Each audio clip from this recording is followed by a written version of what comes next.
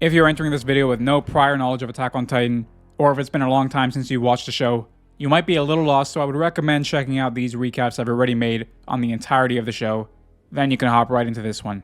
Enjoy the video and let me know down below what you thought of the ending. I'm very interested to know. The world's last hope land on Eden's back to stop the rumbling. And after taking out the fake Beast Titan, everyone scatters as Armin prepares to blow the area away.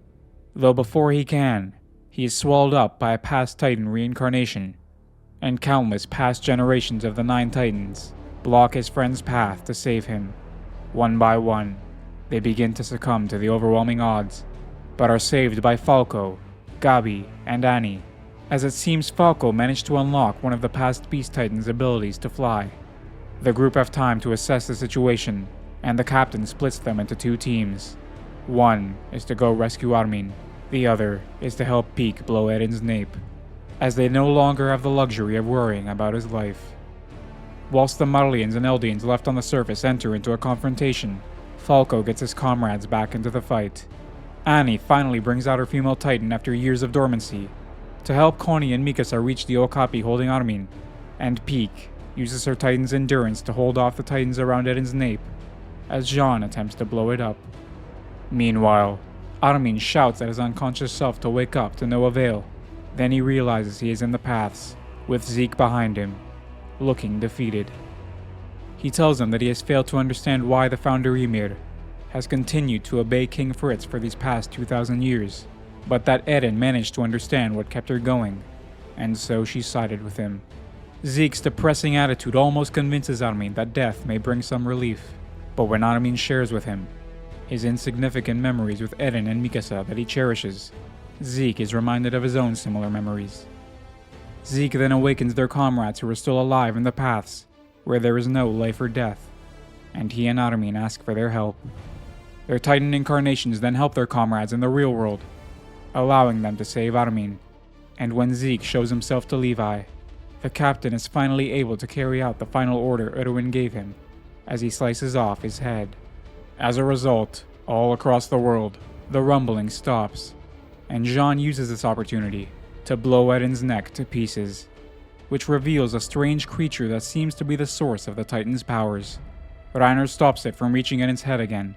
Then as everyone else flees the scene, Armin transforms. The honorary Marleyans reunite with their families, who are still alive thanks to Secretary Miller's intervention earlier, though the fight, it seems, is not over. The strange creature survived the blast, as did Eren, who transforms into his Titan and marches towards it to reunite with it. The creature then emits some sort of gas, which Levi is quick to escape from with the only ones immune to its properties, as they fly away on Falco and watch their loved ones get transformed into Titans. I don't know how Connie guessed what that gas was. The creature then leads its new mini-army towards Eren, with Annie and Reiner holding it back, whilst Armin and Eren duke it out in their Titan forms. Meanwhile, Mikasa has a vision of a life with Eren, where things turned out more peacefully, and he implores her to forget all about him after he's gone. When she snaps back to reality, with the help of her friends, she enters Eren's mouth, and slices off the head of the person she loves most. Hey yo, what are you doing with that decapitated head? Then we get a scene where a young Eren is telling a young Armin about the founder Ymir, and why he did what he did, as they walk through all the places Armin longed to see from his picture book. He says that the reason Ymir continued to obey King Fritz, who had done unspeakable things to her, is because she loved him. She has been searching 2,000 years to find someone to release her from her hell. That person was Mikasa. Please explain. そりゃ始祖ユミルにしかわからねえよ。 Oh, okay. So no answers. Eren then brings to light another atrocity he committed. The Titan who killed his mother had a chance to eat Bertolt instead, but Eren needed him alive. Therefore, he sent it after his mom using the Founding Titan's power. I still don't understand. You know what else I don't understand? You still haven't liked and subscribed, come on, man. Next, Eren tells Armin how he will trample 80% of humanity, and that they will all stop him from going further, but that he can't prevent it from happening, because it's already been determined. What? Armin decides to share the responsibility with him for putting the idea of a free world in his head in the first place, and states that they will be together forever in hell, after this is all over. Then they make out, they hug, and Eren erases his memories, telling him that he will recover them once the fight is over. Back in present time, every one of Eren's friends seem to recover the memories he erased from their minds, and it also seems that the Titan power has been wiped from the world, which proves difficult for the Malians to believe at first. Armin mourns his old friend's death. Then Mikasa takes his decapitated head back home for a proper burial, and says goodbye to the founder Ymir, who was the cause of her headaches all this time.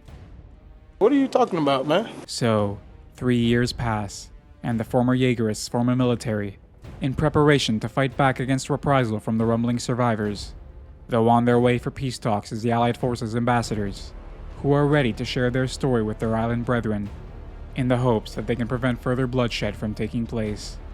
Awaiting them on the island is Mikasa, who is sat beside Eren's grave, unable to let go of the man she once loved. After what seems like thousands of years of progress and war pass, one day, a young child approaches the site of the tree Eren is buried under, and enters its crevice. Then he gains Titan powers.